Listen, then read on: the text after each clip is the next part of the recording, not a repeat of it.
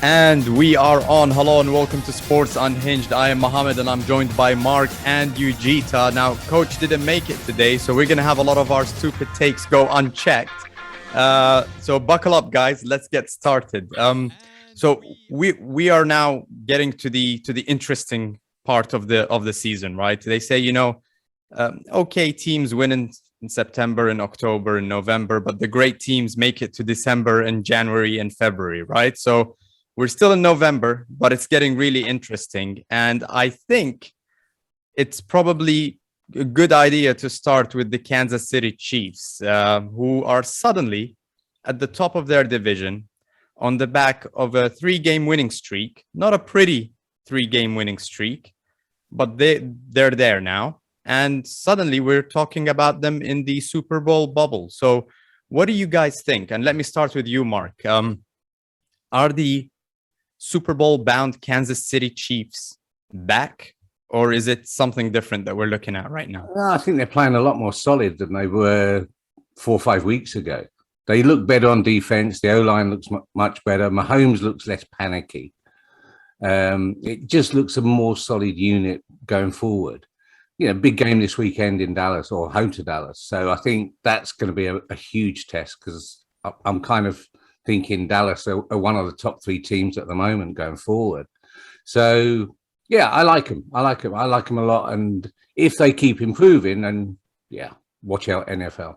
So do you see a possibility of them going all the way? I mean, they're the reigning, defending, AFC champions. Do you see a possibility of us seeing them back in there? Because a few weeks ago, we were counting them out. Absolutely. But I think the thing about this time of year, as you said, this is when experience counts as well. The good teams have been there before. This is why New England under Brady and Belichick, they weren't worried about September and early October kind of thing. They got to the business end, middle of November through to the end of December, and they were so strong and rarely lost. And if Kansas do that, and I can see them doing it, then yeah, absolutely postseason and end of the postseason is a possibility. So, Ujitha, if they do reach the postseason, do you agree with Mark? Are they the team that people should be worried about, or do you have a different view on this one? Yeah, look, I don't want to get too excited, because this happened to me somewhere around week 6 or 7 against when they played Washington for one half of football. But boy, I mean, we saw some good stuff from them this week, and they did, like Mark said, he wasn't panicked. Mahomes wasn't panicked. Very composed, and he did those long drives. Kept patient. And he used Kelsey a lot, 119 yards for Kelsey, and drop it on the running backs as well, short routes. So right, they kept it simpler. There weren't any of these big explosive plays that they usually go for. Yeah, only I think around third down plays he hit Tyreek Hill. But yeah, other than that, it was those underneath routes, and they kept moving the chains very nicely, and it was a very composed game. And then on the defense, guys like Tyrann Mathieu finally showed up. Yeah, and they were doing some very imaginative blitzes. The O-line was good, so everything that was falling apart in the last few weeks, O-line defense, Mahomes, suddenly came around. But like I said, I don't want to get too excited. It's a good thing their opponents in the division are kind of falling apart as well. So, yeah, they'll make the postseason, but let's see if they can keep this play out. Now, see, I don't want to burst everybody's bubble, but I'm not even a little bit excited about the Kansas City Chiefs. I mean, if we compare them to the Super Bowl Kansas City Chiefs, or even the AFC champion Kansas City Chiefs, these guys have 20 giveaways this season, and they're only second to the Jets when it comes to that, right? They are taking twice as long to get to the opposing quarterback in terms of sacks. So there's clearly a difference in the identity of this team. Yes, they've got, bullets in their chamber in Patrick Mahomes and Tyreek Hill, and on any given Sunday, they could come out there and pull off the win. But I would say that if I was another team in the AFC, if I was in New England, if I was a Buffalo, if I was a Tennessee, I would actually hope that my first playoff game would be against the Kansas City Chiefs in their current format, right? Because they're struggling. They're not the same KC team.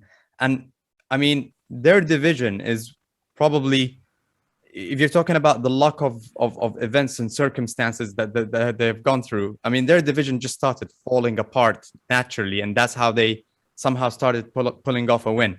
I think the game against the Dallas Cowboys is a very, very important game. And I think we can, if we preview that game, that's the one that's going to be telling us a lot of information about both teams, because we still have question marks on the Dallas Cowboys as well. And this is a perfect week for us to really see what they're all made of. But I'm not nearly as excited about the Kansas City Chiefs. Yep. Can they make the playoffs? Yes. But I can see them getting out in the first round of the playoffs very easily. You may be right in a way. They won't do so well with really physical upfront defenses like Tennessee, even New England. And if that O-line is pushed back, we may see Mahomes start to panic again. Right. But again, if they play patient like they did this week, week 10, I think they can manage something in the postseason. I think the thing about the AFC is that you've got these 4 or 5 teams that are all very close and can beat each other on any given day. Right. And what I like about Kansas is that they've been there before. And I think that holds a lot of sway for me, that they've been in those tight situations. They've got 2 minutes to win the game, and they've done it before. You know, can the Bills do it? Can the Titans do it? I don't know, in that playoff situation. And that's what we're going to find out this year, is just how good these guys are under pressure. So, yeah, I'm not saying that the Kansas are going to win the Super Bowl. I'm not saying that at all. I think they're capable. That's really all I'm saying. With Patrick Mahomes, everything is possible. But I think and Andy Reid. And Andy Reid, yeah. But if what I've seen so far, there are a lot of holes in that particular offense and the defense. Yes, they might get better as we go along, but I just don't see them as that team that everybody's scared of anymore. No, we'll no one's scared of them today. You know, no one's scared of anyone. Well, that's the thing. Who's scared of who? If you know, we can look at the AFC and say who's the top 3-4 teams in the AFC. Oh, forget the AFC. Let's look at the whole of the NFL. If you had to pick who's your top team in the NFL right now, maybe top 3, who would you go for?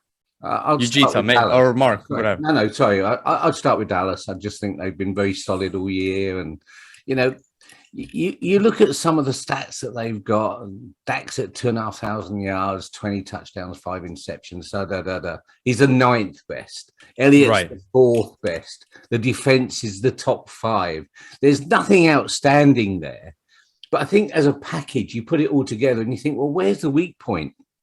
They've got decent wide receivers. They've got a decent O-line. They've got a decent D-line. You know, they just seem to have quite a lot of the pieces that you need to win championships. So I'm kind of fairly high on Dallas. Looking forward to this week's game immensely, though. Right. Really. See, this is my problem with Dallas, right? Dallas, there's a lot of information that I took from the 2 losses that they had. So the one to Tampa Bay at the beginning of the season, but the one to Denver tells me something that is very, very dangerous when it comes to a team like the Dallas Cowboys. If they don't score first, they kind of panic and they can't get into their rhythm and they find it difficult to come back. And I think that's one of the key things with Dallas. When they score first, they get into the game, they kind of dominate and they impose their game plan on their opponent, right? But when they don't score first, there's always this shakiness that happens with them. And another misleading stat that I saw with Dallas is that they're leading the league with yards per play. So with 6.4 yards. What does that tell you? That tells you that these guys have explosive plays, right? They're not going for the, dink and dunks and small, so these guys, they might just go over the top and go 20 yards, 30 yards in one play, right? And if they're not able to do that consistently, if you take that away from them, the big plays, what are you left with? That's the question that I don't have the answer to when it comes to the Dallas Cowboys. I'm going to slightly disagree with you a little bit, because I think you look at someone like Pollard, and he's the one who's getting the 2, 3, 4 yards. He's doing the grunt work. Elliott's got 663 yards in what, 9 games. So not massive numbers at all. Right. But I just think that, yeah, overall 6 yards per play, but I think there's an awful lot of grunt going on between Elliott and Pollard. Yeah, I mean, it's the best running back duo, I would say, in the league. And like Mark said, then you've got the wide receivers, CeeDee Lamb, Amari Cooper, Michael Gallup. And, you know, coming out of that Denver game, the good thing we saw is they adjusted everything that went wrong in the Denver game in this one game in week 10. You know, and one of the key pieces was the running game, which they had like 14 carries against Denver. 37 times they carried it this week. And 0-4 on fourth down.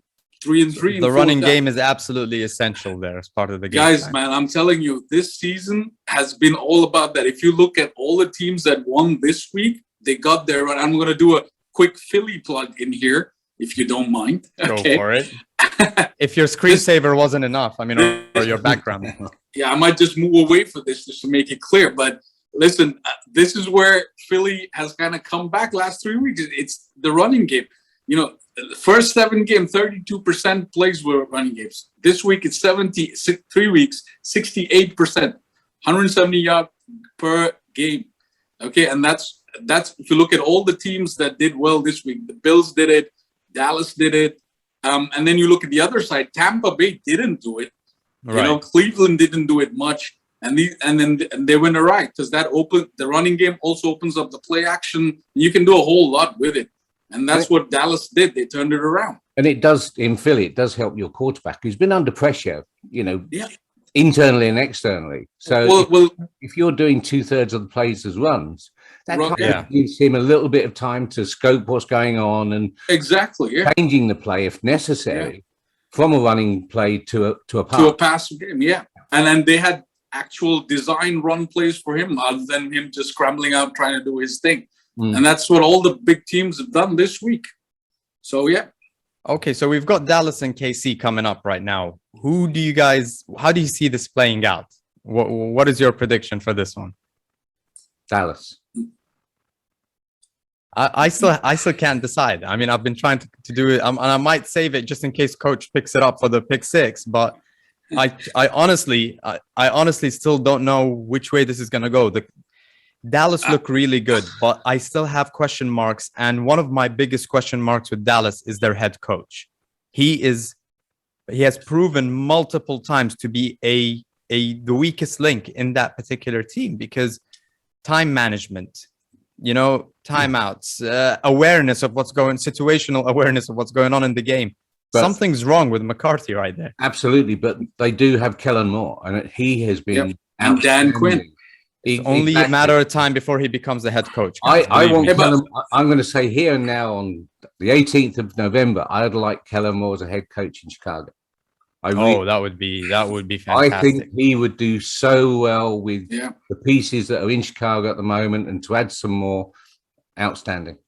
But listen, Mike McCarthy did something great this week. 2 words: monkey butt. Yeah, what was that about? I missed that one. You should know this. Anti-chafing powder. I mean, if you've ever had red ass, you know monkey butt. I had to Google it. I'll admit it. Well, clearly you know more about the subject, so enlighten us. So he introduced monkey butt powder to the locker room, you know, and he said it openly in his press, and apparently it worked, you know. Okay. If you have red ass, go monkey butt, says Mike McCarthy.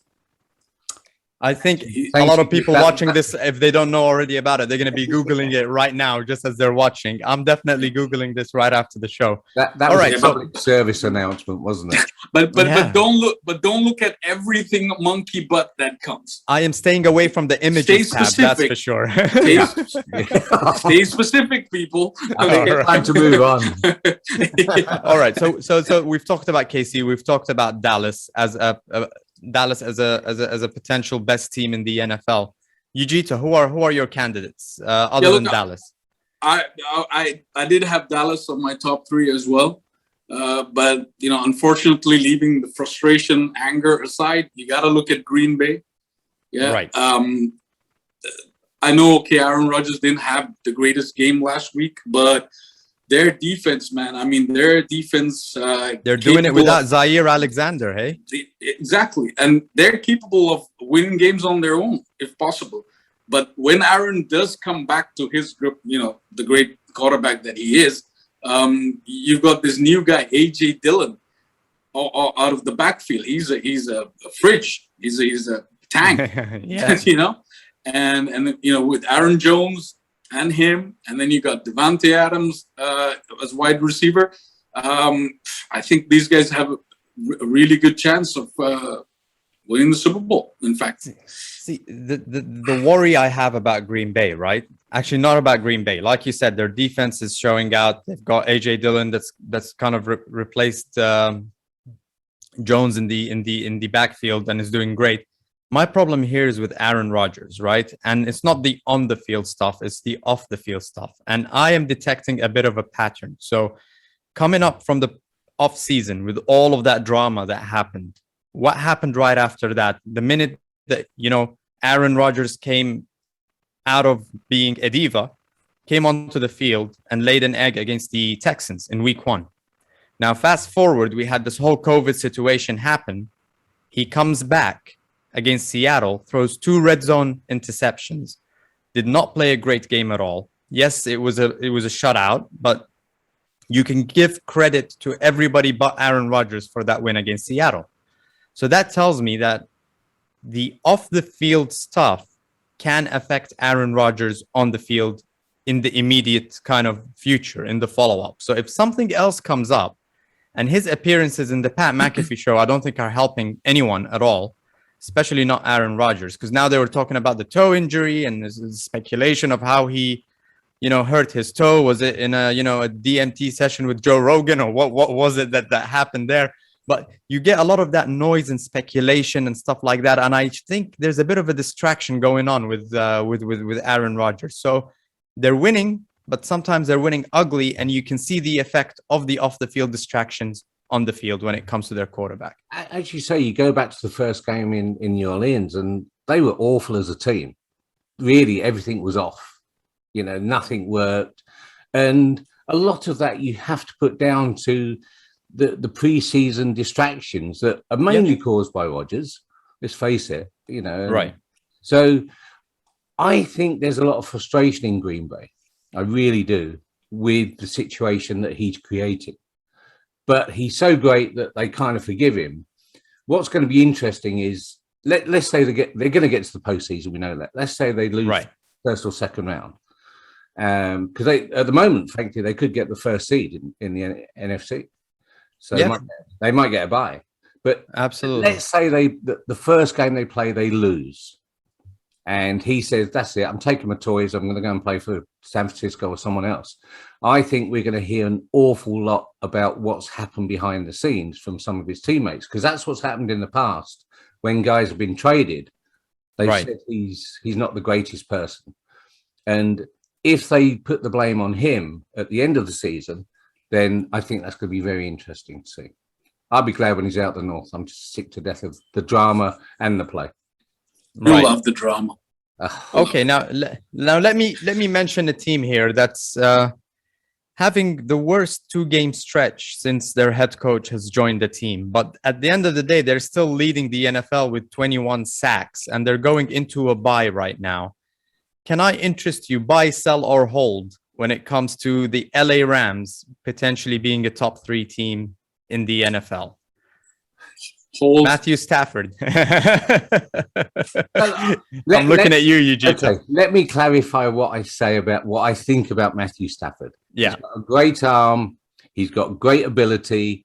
He's a top player. Okay, so let me just state that really clearly for the record. Bring it along. I don't trust with Matthew. Bring the monkey butt. Yeah.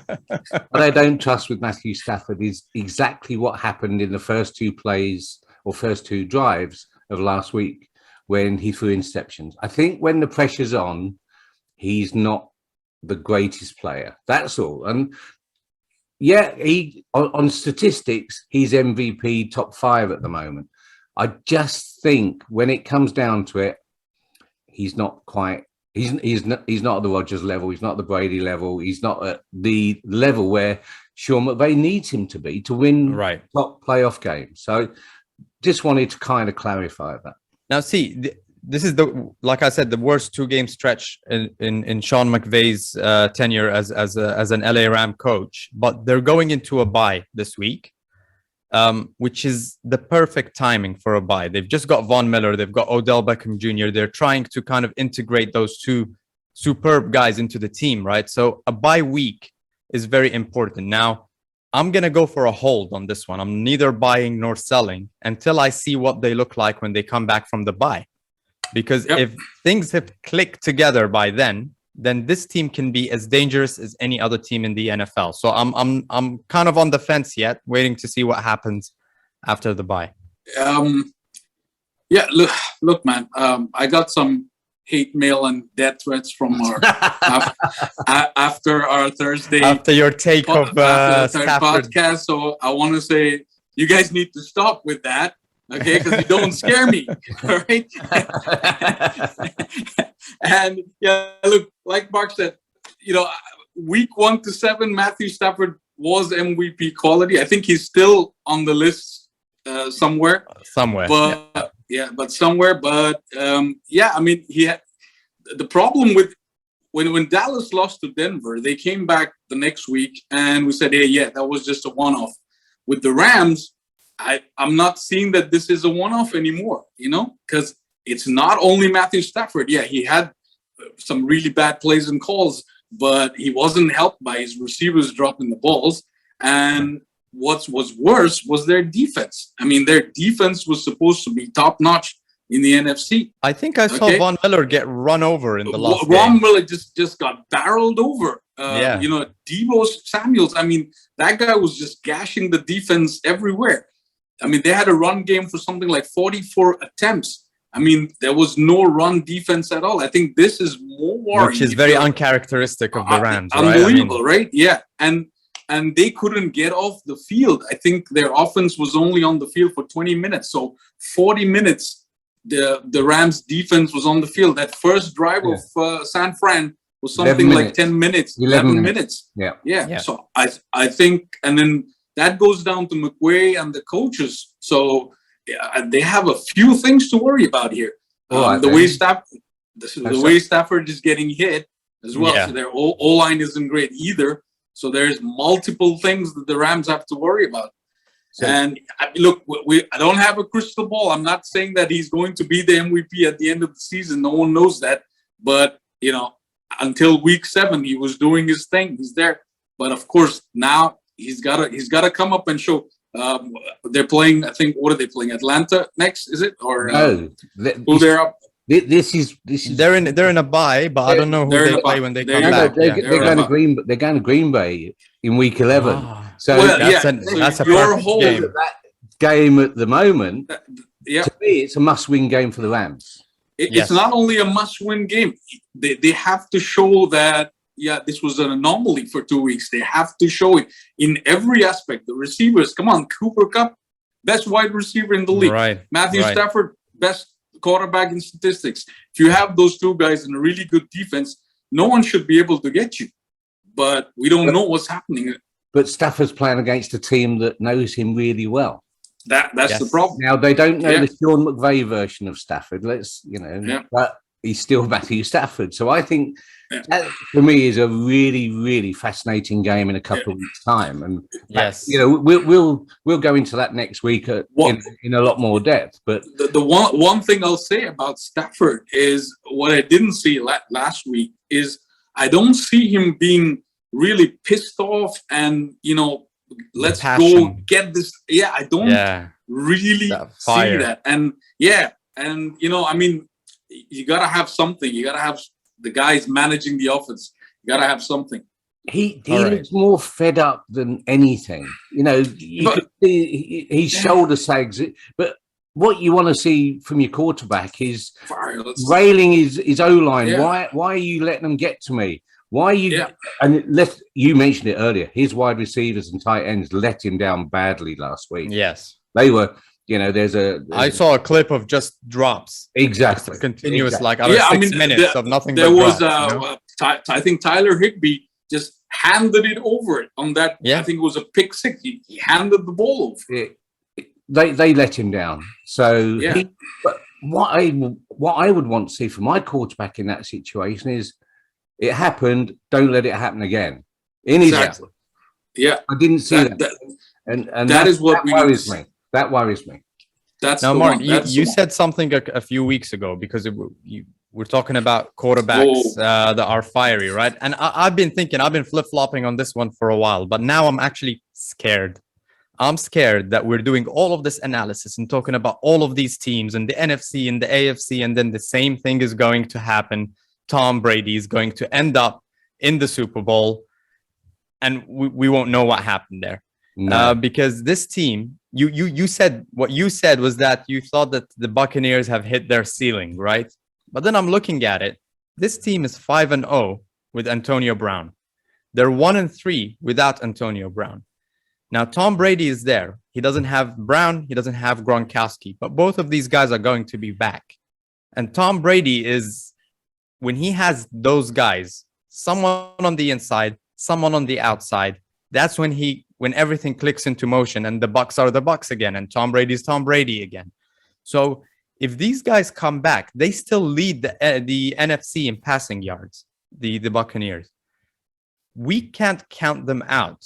So for me, despite everything that's happening, I still have the Buccaneers in my top 3 at the moment, because I can't count them out just yet in the NFC or for the Super Bowl. Do you still feel that they've hit their ceiling, or is it just a symptom of not having Gronk and Brown on the team? I think the issue is that within the NFC, there's no real great standout teams at the moment, in my view. Okay. You know, you look at the AFC and I don't know, it just seems a bit clearer somehow. Right. But who's the best team in the NFC at the moment playing today? Because if you look at the Cardinals, Murray's not there. Hopkins is out. They're already out for 2 games. We don't know how long and with Kyler Murray, it's becoming a concern, right? When you look at durable quarterbacks, Tom Brady, Aaron Rodgers, Russell Wilson, right? They don't get injured often. No. Last year, Kyler Murray got hurt, missed a few games. Now he's getting hurt again. So that means he's the kind of quarterback that can get hurt, and it's not as solidly reliable as those other guys that, Russell Wilson. I mean, it took 10 years for him to get hurt and to miss a few games. He's been starting nonstop, right?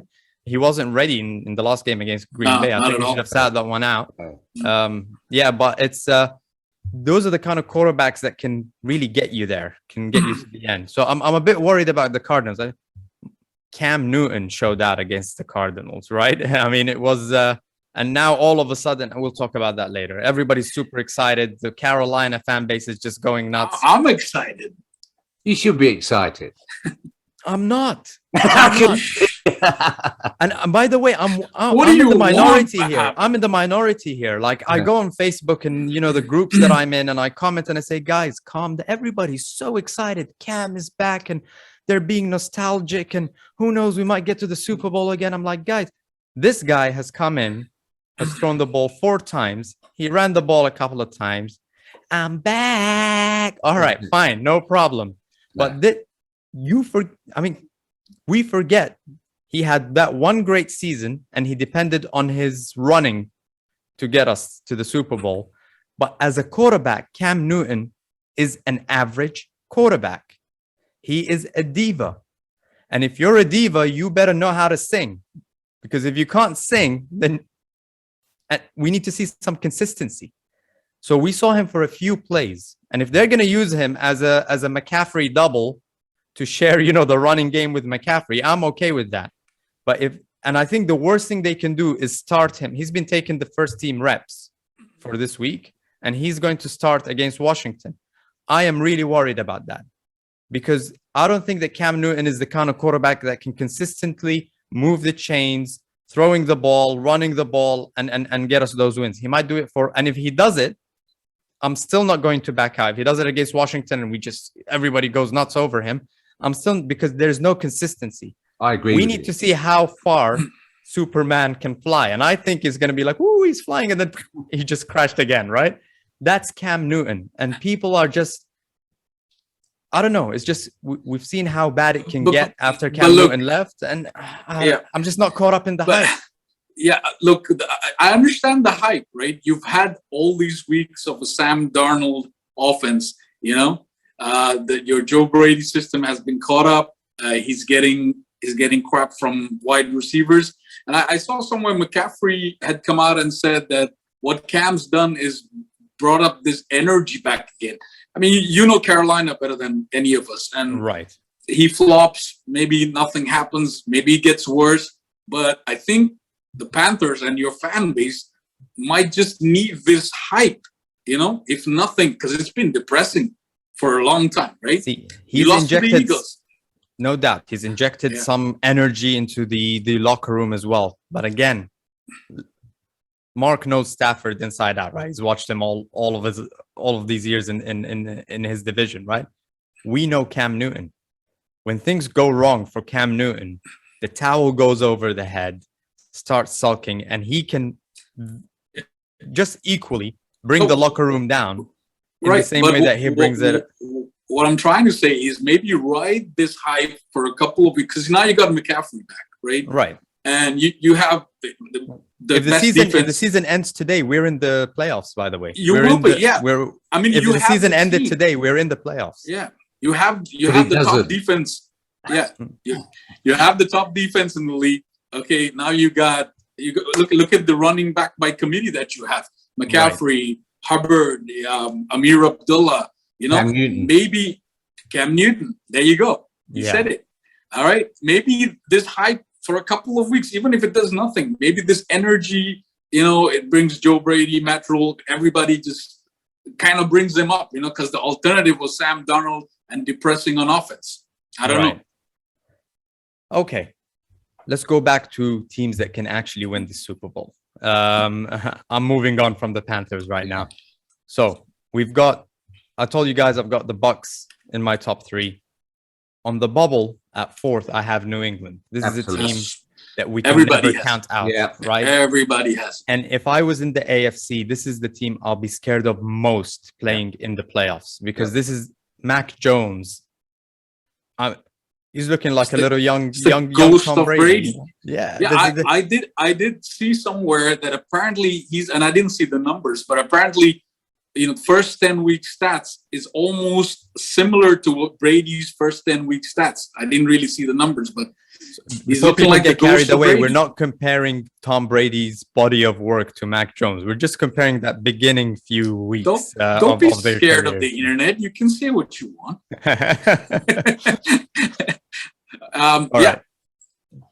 Well, team I have for the very reason that I was saying earlier about Kansas being a threat because they've been there. Belichick and his coaches have all been there countless times. They know what to do when it gets to January the 1st. They know how to play. They know the weather. They know the whole pre-game stuff. They know how it works. So and they're half a game back from Buffalo or something, and they've got Buffalo to play. So that's a really exciting game. If you'd said to me 5 weeks ago that New England will win that division, I'd have said you're crazy. Yeah. The reality is, the way it's going, you're not going to bet against New England to win it, to win the division. Right. Buffalo are not quite as solid as we thought they would be. I'm still fancying them for the postseason, and once you get there, anyone can win it. But I've got Buffalo in 2nd place, right? For me, statistically, they're still the best team in the NFL. They lead the NFL in yard differential. They lead the NFL in point differential. They lead the NFL in takeaways. The only problem is that their O-line can be a little bit unreliable. And I think the reason why the fire kind of got dimmed down a little bit from Buffalo is because they've had some ugly losses, right? Jacksonville. I know. Yeah. I know. No, but again, they let their run game go. I mean, again, another fault. You can't let the run game go. But they're still statistically, and I know, Mark, you're not too big on statistics, right? You think that they can be misleading sometimes, but this is still statistically the best team in the NFL. Yeah. Now, my number one team is an unlikely one. And, it's a little, tribute to Coach here. His Tennessee Titans, right? They've had some ugly losses as well. But this is the only team that lost their star player and had every excuse to completely collapse. And they haven't. And the Tennessee Titans are actually 7-0 against teams that have gone to the playoffs last season, this year. Incredible. So for me, these losses become, and they've beat the teams that should be unbeatable. So they beat Buffalo and they bullied the LA Rams. So these two games makes the Jacksonville loss inconsequential to me. So Tennessee is the team that I'm actually most worried about in the AFC. So I have them at the top for me. So Tennessee, Buffalo, Bucks, and New England is the order. Tennessee has done well so far. I'm not saying their offense has been the greatest since Derrick Henry. There is still some things they can fix. But what Tennessee has done is they don't make mistakes. And they actually capitalize on mistakes made by their opponents and on bad calls. I mean, New Orleans had a bad roughing the passer call last week, but they take advantage of these things. They're really physical up front in defense, which really bothers the opposing quarterbacks. But yeah, I mean, I don't know. I think they will make the playoffs for sure. They'll get really far. But I don't know if they have enough on the offense without Derrick Henry to go all the way. See, they remind me of a UFC fighter called Michael Bisping, right? So Michael Bisping is a British fighter, and he was a kind of like a journeyman his whole life, right? And then he went on this run and eventually became champion. He's got a glass eye, and when he loses ugly, and that's Jacksonville. The Jacksonville loss. He'll get knocked out, whatever, right? But then when he wins, it's not that pretty either, but it's systematic. You can see, and he went on a run and eventually got the championship in the UFC. So they remind me of that fight. They're not Conor McGregor. They're not the flashy Kansas City Chiefs that can go out there and wow you, right? McGregor's not won in 5 years. I know. I mean, all kind of. See, for me, I'm still caught in the hype. I went to see McGregor live in 2016 in Vegas. So whenever I think of like flashy, I think of Conor McGregor. But yeah, I mean, it's. So who knows? Maybe they've got that run in them, that unlikely Michael Bisping run in them to get the championship. So let's keep an eye on them. Teams have won Super Bowl on their defenses, man. Absolutely. Seattle, Chicago. There you go. One time in Bandcamp, they won. Yeah, exactly. So yeah. It's a shame I wasn't alive to see it. It was so long ago. Okay. You were not alive for a lot of things, bro. You missed out. You missed out on the Cold War. All right. Before I wrap it up, there is one division that's supposed to have all these teams that we should have talked about in the top 3. But so far, look, I mean, we've talked about at least the top 8. So we've talked about the Rams, we talked about the Bucks, the Cardinals, New England, Buffalo, Green Bay, Dallas, and the Titans. But there's one division, which is the AFC North, that's supposed to have teams that we should have included in this conversation, but we haven't. And it's because it's a complete stalemate. The AFC North. Baltimore are 6-3, Pittsburgh at 5-3-1. And by the way, how terrible was that tie against Detroit? It was late. I had an early day at work the next day, and I couldn't turn it off. I had my eyes like it was. I watched it all in a car the way. crash. Yeah, it's like a bad movie. You got to see the ending. Oh, you got to see the end. Like I just couldn't. I'm like, I need to go to bed. It's too late. I couldn't turn it off. It deserved, which was awful. Unbelievable. So you've got Baltimore at 6-3, Pittsburgh at 5-3-1, Cincinnati at 5-4, Cleveland at 5-5. What's going on there? What happens? Baltimore going to lose this weekend. Cleveland are going to lose this weekend. They're playing in Detroit, and I think they're going to lose there. So, Pittsburgh will win ugly because that's what they've been doing. Pittsburgh will just win ugly, Exactly. So win ugly. It'll come down to the last 3 games of the season as to who's going to win that division. And I have a soft spot for Cincinnati. I so badly want Cincinnati, Joe Burrows, to go there and take it. This is their chance to do it. Joe Burrows is beaten up at the moment. He's injured. Yeah. He's got he's injured. And he throws a lot of interceptions. He's got to give that up. And their defense has been caught. They need to do adjustments on their defense because they're playing the same quarters coverage, stuff like that, which the Jets got onto. Yeah. And that's how they lost that game. I don't know about Cincinnati. But I've brought up Baker Mayfield a lot in the last few weeks and how he's getting a lot of flack. And you know what? I just come to the conclusion right now. The Cleveland Browns need to, the fans especially, they need to shut up, right? Because they need to just remember what life was like before Baker Mayfield. It was a revolving door of quarterbacks. They were changing quarterbacks like a baby changes his nappies, right? It was just nonstop, right? Yeah. Now they have a quarterback that's making them a mediocre team. And maybe that's okay. And we need to accept it and stop putting expectations on this team to go to the Super Bowl. It is what it is. It's not like the defense are pulling their weight. On paper, there should be the best defense in the NFL, and they're not. So let's just accept that the Cleveland Browns are an average team who may not make the playoffs, but they'll always be in the bubble. And let's just not talk about them like they're some elite team or a team that's expected to be elite. I just think there was so much preseason hype about how good they were going to be there, and they got off to a reasonably good start. But now we're talking about they probably could lose to Detroit this weekend, and that's how far they've dropped. That would be beautiful. That would be beautiful. That would be amazing.